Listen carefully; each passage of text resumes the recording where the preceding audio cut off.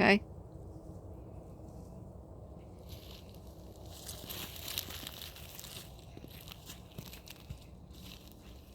Come on around about to that pear tree so they can see it from behind here.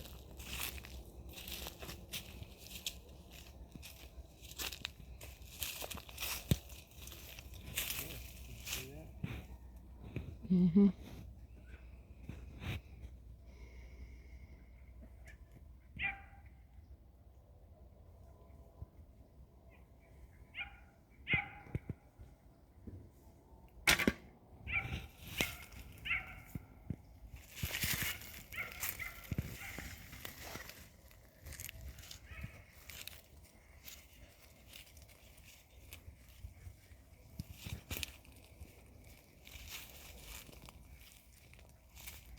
What are you on now? You.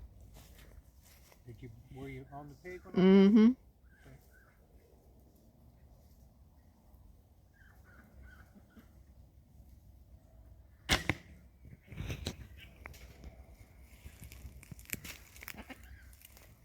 All right, come on around here now. All right, what we're looking at here is one of the most ancient deer hunting methods of the American natives. Now they didn't have a thing here like this, but they did have a deer head decoy. They would skin out a deer, get the hide,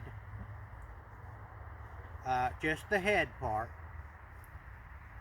and they would then stuff the head, sew it back up just like a taxidermist does, and stuff the head with grass real tight where it would hold its shape. And then they would get two small rocks and glue them into the eye holes and paint it black. And then they would have a stick coming out the bottom, somewhere around right there. And then they would be able to hold it against their bow like this. Now, holding it against their bow is what I think they did. There would have been other methods. Sometimes I believe they might have had a head dress that they wore of the deer's head as a hat. Of course, they would be experts at knowing the wind direction.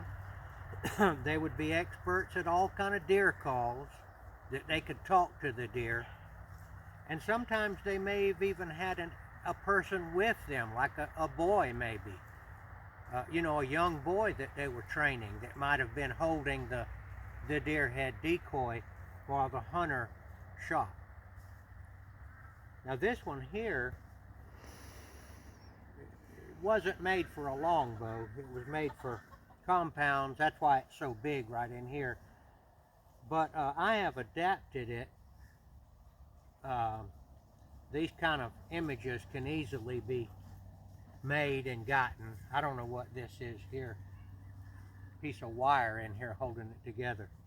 But I adapted it by the old-fashioned duct tape method right here. Now, this is my very first effort at using this. Now, I'll tell you that many years ago, when I was in my 20s, come a little bit closer, Eddie. Many years ago, when I was in my mid-20s, I made a deer head decoy like the one that I described. I skinned out a doe, and I actually made a fiberglass deer form by putting fiberglass epoxy on the dead deer head, and then I cut it off and I used that to put the deer head on. And I hunted a little bit with it back in those days, but it was such a novel idea. I had only read about it in archaeology magazines and stuff like that. I actually took it one time to a management area over in Albany, Georgia, the way I pronounce it is Chickasaw Hatchie. And at that time, back in the 70s, there was more deer there than anywhere that we knew of. And I carried that deer head decoy with me and deployed it down there hunting. And another hunter out there, bow hunter, saw it and started sneaking up on me. I thought it was a real deer. And got closer and closer, and I finally threw it down because this hunter was sneaking up on me holding this deer decoy, and I just threw it down in front of me. And of course he came over there, you know, we had a laugh about it, you know. So this is not a new idea in history, and it's not a new idea to me. There was one deer head decoy found in Key Largo, Florida, back, I would guess, in the early part of the last century. That would have been in the 1940s or maybe before. Down there in Key Largo is a very wet part of Florida, and there was the archaeologists were digging a moat that was around an ancient Indian village. I guess it was a protective moat that they had around their village. And things that fall in the mucky muck down there get preserved. And it was a lot of trash in that moat. There would have been all kinds of things, you know. It was probably almost dry by the time they did it. And they actually found a deer head decoy made out of wood, still in a state of preservation. And it had ears made out of wood that actually had the veins. You could see the veins carved in, and I presume it would have been painted.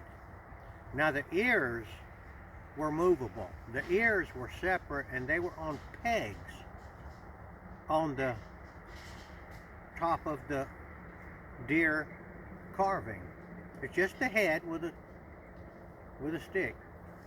And the ears had holes in them, drilled in them. And it was presumed that that was so that I can imagine, nobody knew for sure, but I can imagine that the bowyer would have some strings attached to his fingers right here, and that he was able then to wiggle those ears like that. And that would give the deer a sense of calm. Now another thing that calms deer down is a wiggle of the tail, you know, like this. This, when they throw it up, that's an alert. That's why they call them white tails.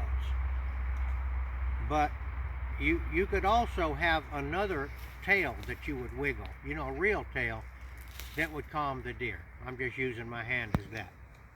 So this is something that I'm going to try again.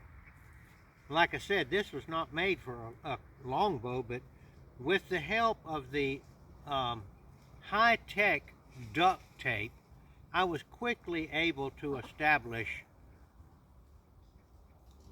a way. Now the picture that we made out there, I guess you saw, my guess is they're not going to see you sitting here. Now if the one comes up over there, move it over there. One comes up over there, move it over there. Show them that picture, okay? Sitting in a chair at my age is necessary, but I imagine these wild men back 3,000 or 4,000 years ago, they could probably, you know, they were very physically fit, and I doubt if they carried any kind of chair. They might have sat on a log, I don't know. Might have had a little blind, but you don't need a blind. The deer's going to look at this. They're not going to look at you. They're going to look at this. So I noticed that I can see them through the hole, but also you can see them this way. You know, see, I'm looking around. I see, you see, the deer's moving around. He's looking at you. He's looking over there. All right. Now I'd like to end my little demonstration here, which I like to do with the Lord's Prayer. and then I'll end this, and we'll just see what kind of reaction we get.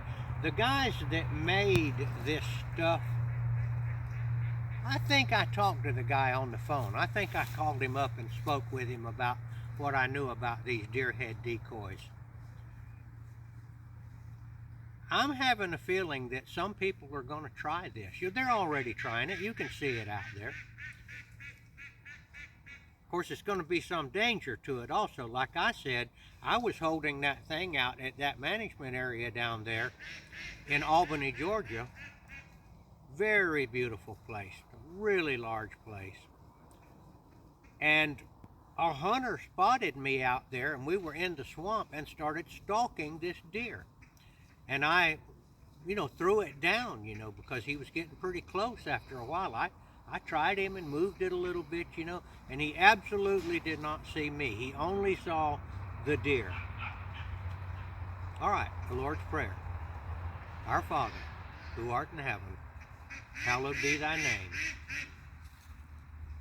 Thy kingdom come, thy will be done on earth as it is in heaven. Give us this day our daily bread, and forgive us our trespasses, as we forgive those who trespass against us. Lead us not into temptation, but deliver us from evil. For thine is the kingdom, and the power, and the glory forever. Amen. Thank you for watching.